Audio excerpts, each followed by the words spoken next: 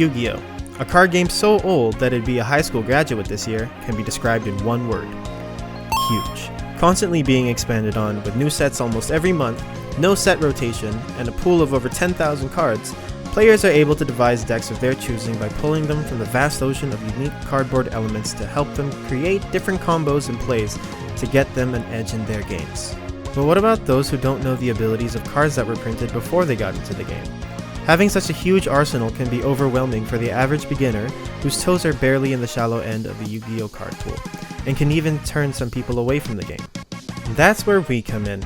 I and two friends will be building and using decks out of cards that come out of only one set. Wondering how that will work? Well, here it is. Step 1. Choose a recent set. Step 2. Each of us will choose an archetype to build out of that set. Generic cards will be split evenly between all of us. Step 3. Open 3 boxes of that set. Step 4. Each of us will build a deck of our chosen archetype with the cards pulled. And Step 5.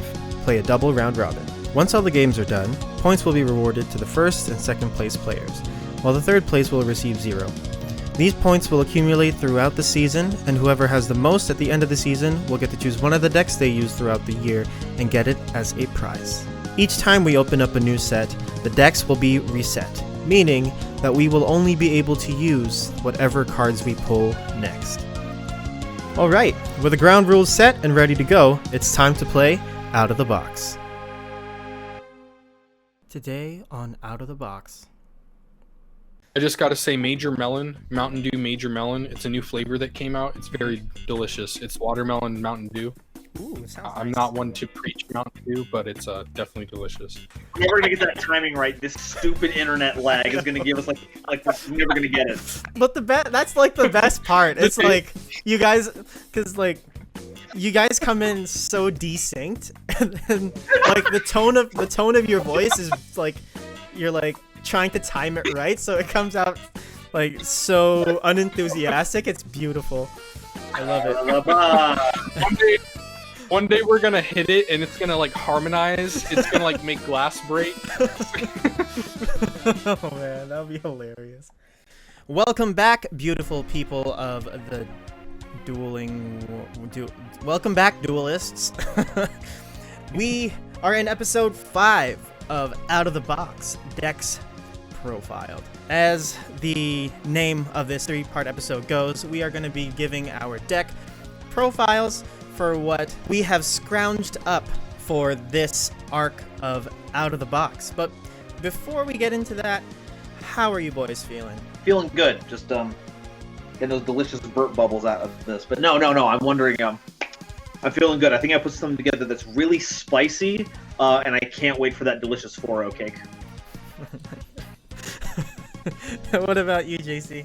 I'm trying to channel my inner Kaiba with this. As viewers are aware, we have 3 archetypes each. Gelo got a 4th archetype with Cyber Dragon just because it was leftover. And I'm only using pure blue eyes because I couldn't find a way to get the others to fit. So I'm very scared. There are some key cards missing from the strategy. So hopefully I don't just draw all level 8s and have to concede to help with the 4-0 win streak. But how are you feeling with your Harpie plant, Cyber Dragon, and I forgot the 4th one? The 4th one was Cyber Angel, so yeah. Oh, Cyber Angel. Okay. We say 4 archetypes, but in actuality, I got like 2 barely walking archetypes and then 2 crutches, and the crutches are broken, so that's pretty much everything that I got. As everybody knows, last episode, if you're on Team Gelo, we didn't pull too great. Our lack of secrets was disappointing to say the least, but I feel like I found the most casual Gelo way to make this work. So we'll see how that goes. But anyway, folks, this is going to be a 3-part episode. The first deck profile will be mine. The second one will be JC Theater YGO's, and we will have the finale on Golden Nova's. So make sure that you check them all out in that order, because I know for a fact and for sure that there will be contextual banter. So if you don't understand it, that means you skipped an episode, which means you have to go watch the opening again and then watch it through again. But hopefully you follow warnings and heatings. Anyway, any last thoughts or any last words before we get into the showcase that is our horrible decks? Oh no, I'm ready to hunt some numbers. Let's show these off. All right, ladies and gentlemen, it is time to take a gander upon what is my Arc 2 out of the box deck, and we are playing what I like to call my garden full of birds deck, and that is Harpies and plants. So starting off, I have put in 3 Harpie channelers. So Harpie channeler is basically, it's like a pseudo Stratos. It's the only parallel I can think of. For the deck, what it does is, this is not on summon, so you can activate it, you can summon it and then activate it anytime you want. So you can discard 1 Harpie card and special summon any other Harpie card from your deck in defense position. And in addition to that, if you have a dragon monster on the field, it becomes a level 7. Now, that does play into something a little later, but that is Harpie Channeler. Thank God we got 3 of these, or else I would have been even more screwed that we didn't pull a Perfumer, and that would have really sucked. Next is Harpie Dancer. So Harpie Dancer is another activated ability that lets us bounce a wind monster that we control and normal summon another wind monster from our hand. And it also counts as a Harpie Lady. They all count as Harpie Ladies on the field in the graveyard. It makes this deck so beautiful. But there is that. We only play 1. I was bouncing between 1 and 2, but I feel like 1 is fine because we have enough recursion in the deck to be able to use this multiple times. Next, we play 3 Harpie Harpists, and she also lets us bounce, but she has to be normal summoned in order to do that. And you cannot. Unlike Harpie Dancer, she can't bounce herself. And her other ability is, if she's in the graveyard because she was sent there that turn, you can add 1 Harpie monster from your deck to your hand that has 1500 or less attack. So this helps us gather more discard fodder for channeling. Next, we play 3 Harpie Lady 1s, and we play them for no other reason than they are a field buff. They give 300 attack to every wind monster, and as you guys already know, I'm going up against galactic dragons and dragons that are, more dragons. It's just all dragons. Oh my god. But yeah. Too many terrestrial dragons. Yeah. Oh god. So that's so dual monsters. So having all 3 on the field gives us a 900 attack buff to everything, and that is really nice. And we play this 1 copy of Harpie Lady Sisters because at some point we will run out of Harpie Lady 1s, but we will not run out of elegant egotists. So this is another potential target that we can bring out with that. Next, we have 2 Harpie Oracle. This card, more than anything, makes me wish we pulled at least 1 Perfumer, because her ability lets her, on normal or special summon, lets you pick a card in your graveyard that lists Harpie Lady Sisters in this card text and add it to your hand at the end phase of the turn that she's summoned. And the kicker of this is the end phase. So you can't, I'm not going to be able to, just sort of reuse my elegant egotists over and over and over and over again. But her other ability, which makes her a little more accessible, is if I control a level 5 or higher Harpie monster, I can special summon her from my hand.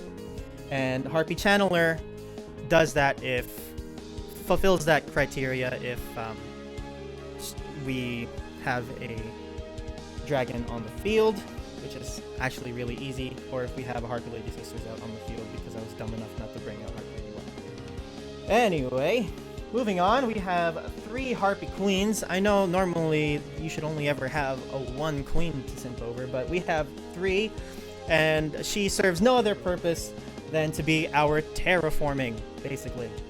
She helps us get Harpie's hunting grounds out, and after that, she stays in the graveyard forever until otherwise needed.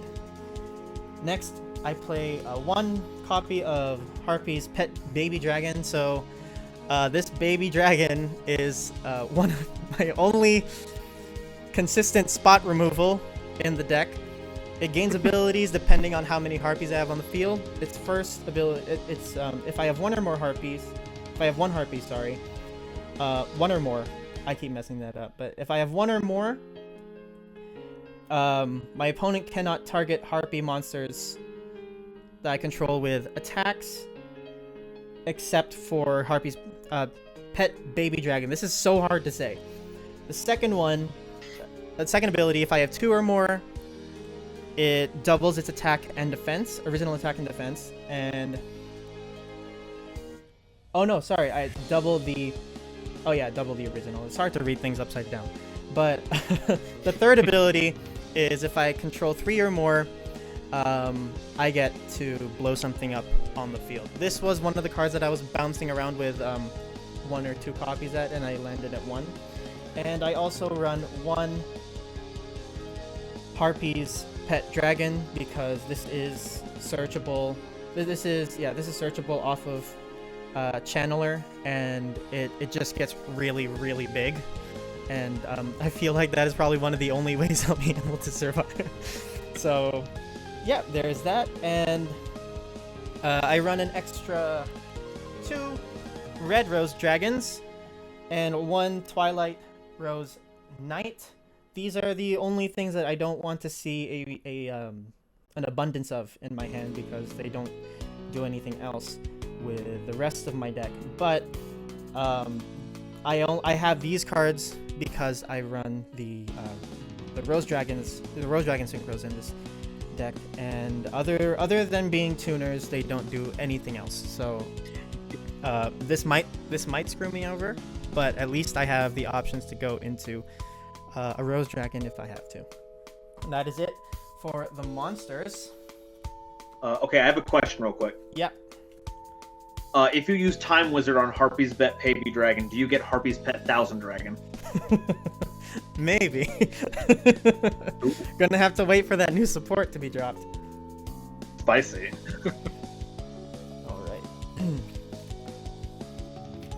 Okay.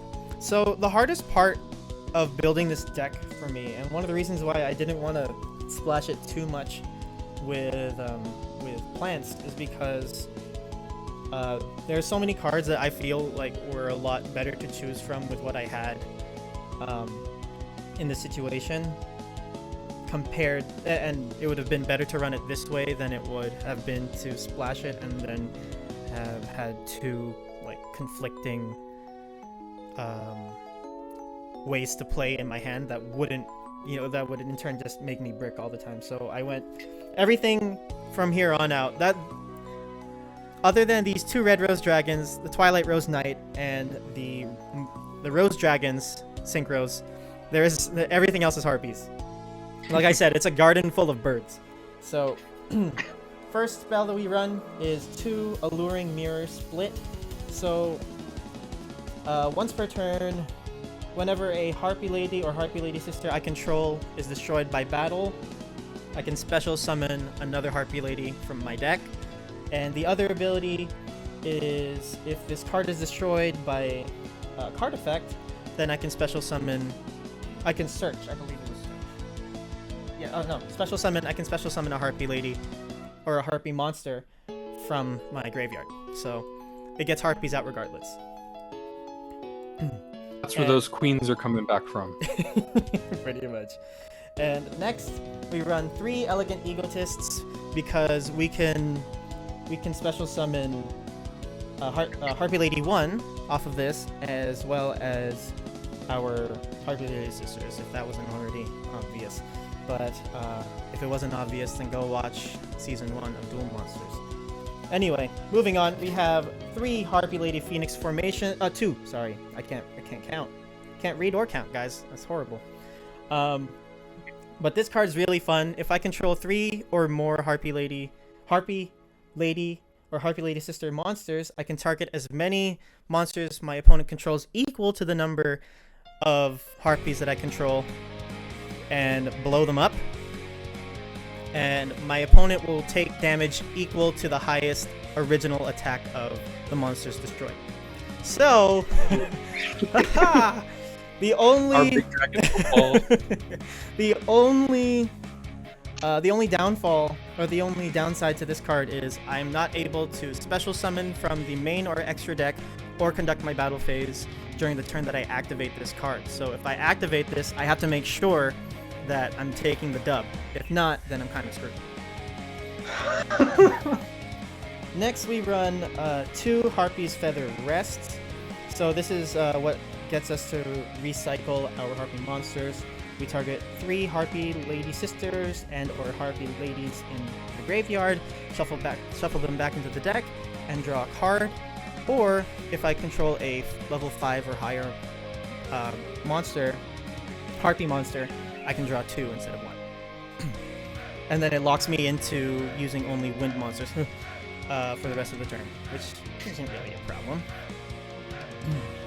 Next, we run the 1 Harpie's Hunting Ground. I only run 1 because I was having a really hard time choosing what I would take out for another one. I was having this. I was running this at 2 originally, but I just left it at 1. So all Harpie Lady and Harpie Lady Sister monsters on my field, all winged beast monsters gain 200 attack and defense, and if a Harpie Lady Sister or Harpie Lady monster is normal or special summon, it's back row spot removal for myself, because I like to blow my own stuff up.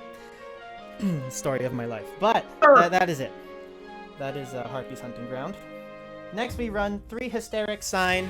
Hysteric Sign's really fun. On activation, I get to search an Elegant Egotist from my deck, and at the end phase of any turn, if it was sent there during that turn, then I can search up to 3 Harpie cards with different names from my hand, from my deck, and add them to my hand. Data. I did.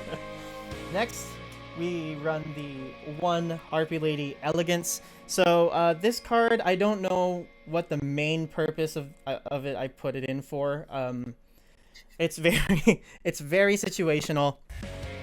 So what it does is I shuffle 1 Harpie Lady Sisters back into my deck from my field, and then I can special summon 3 Harpie Lady monsters at the field, 1 from my hand, another from my graveyard, and another from my deck. With I don't believe it's with different names. But if it was with different names, then it's with different names. If not, then great too.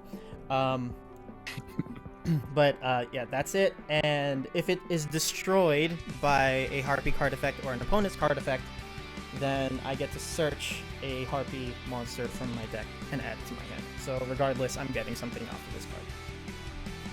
Next, probably another really big reason why I ran this deck instead of plants, it's Harpie's Feather Storm. So Harpie's Feather Storm is is a field-wide imperm for the deck.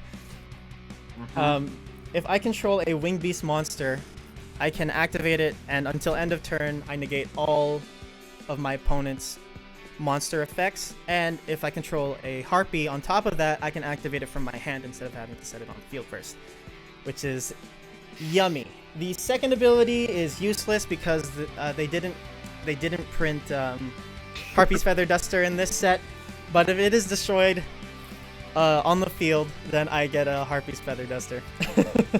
Harpie's Feather Duster? I hardly know her! And next I run 2 Hysteric Parties. So this is probably my best, like the combo that I was able to pull together was activating Hysteric Party and then having Harpie Lady Phoenix formation for the next turn, because Hysteric Party lets me special summon all the Harpie Ladies in my graveyard to the field. And but if this card is destroyed, then they all go back to the graveyard. But how do you guys have any back row spot removal that I don't know of? I will say yes, specifically to make you afraid, and not give you a sense of security that's fully earned. Well, that's my same answer. Okay, so originally I had Hysteric Party at 3 and then Elegance at 0, but then I put in 1 Elegance just for the lulz. This might be what kills me during the games, but it's worth it, lol, YOLO. So yeah, that is it for the main deck. God, I'm so worried. Like, all of this was going like fine, like I can handle this, and then you drop the Harpie's Featherstorm. I'm like, no, wait, you just have Imperm. But like, enormous. I'm like, oh no. I'm gonna go halfway through a combo and be all like, thinking, and I'm like, no, don't. No. All right, yeah, that is like probably reason number 2 I ran this deck over just plants, because I know that some of you guys have this card is unaffected by card effects and stuff, so it's better to just, you know, like say no right from the beginning instead of saying, haha, my Black Rose Dragon blows itself up. Oh wait, you still have a field. Great, I lose.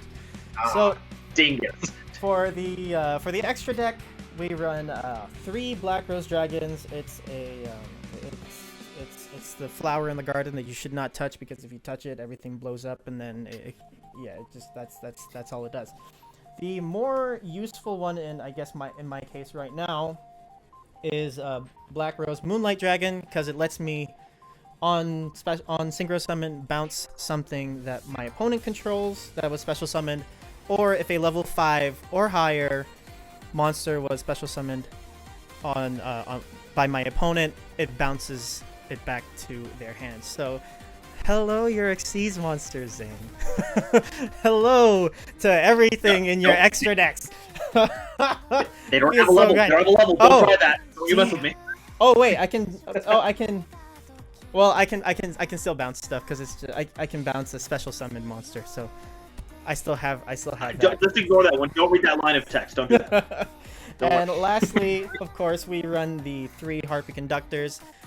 This is our one-time shield for our Harpie monsters, helps us activate our back row, and also lets us bounce things off the field with Harpie Harpist, if that's a normal summon, or with Harpie Dancer. And yeah, so my game plan going into this entire thing is do not fear the big dragons, because I can bounce them. So guys, what do you think of my my flower garden full of birds? Man, you can't do this to me, Gelo. You can't let me ride on this high of being invincible, and then you drop, oh, also, I can bounce cards that gets around any kind of destruction negation, and also, I can just say no to all your effects. You can't do that to me. It's very good. Good job. Your deck crafting ability is great. Yeah, I learned a lot today on what Harpies did, and I don't like it. I didn't like this little lesson. This little crash course. I am feeling less confident. Didn't know. I kind of forgot about. I already forgot the name of it because I forget about it. But the trap card, that's the Imperm for everyone. Feathers Storm Duster. Is that it? Yeah, Harpie's Featherstorm. Harpie's Featherstorm. That worries me. I thought we were in a slow format. I thought we all agreed that out of the box wasn't going to be top tier meta. I thought I didn't have to worry about too many interruptions. Maybe a random in archetype, very specific, like dragons can't attack this turn, something like that, you know. But nothing like this. So that's I know you highlighted it, and Nova mentioned it as well, but that is, I think, a really big Right, and the biggest one right out the gate for me, at least, that's sticking out. And then also your other cards that are just like you'll be able to tutor things out and stuff just the way you built the deck. So I'm not looking forward to that either. It looks much faster than Blue Eyes, which is something I don't like to see in this this little positive we got going on here. Yeah, my biggest concern is the easiest way I can put this is like an assassin DPS against like bruiser tanks. So like I can slap you really fast, but if you get the defense going, there's literally nothing I can do after that. So I'm semi-confident in the deck. Like I said, this deck is like 1 or 2 turns slower because we didn't pull a perfumer, but I'm willing to roll with that because of the rest of the support that's in the deck. But anyway, guys, thank you for watching episode 5.1 of my garden full of annoying birds.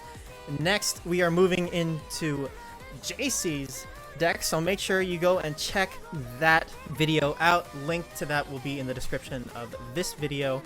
And as always, you guys are now playing Out of the box! Whoa!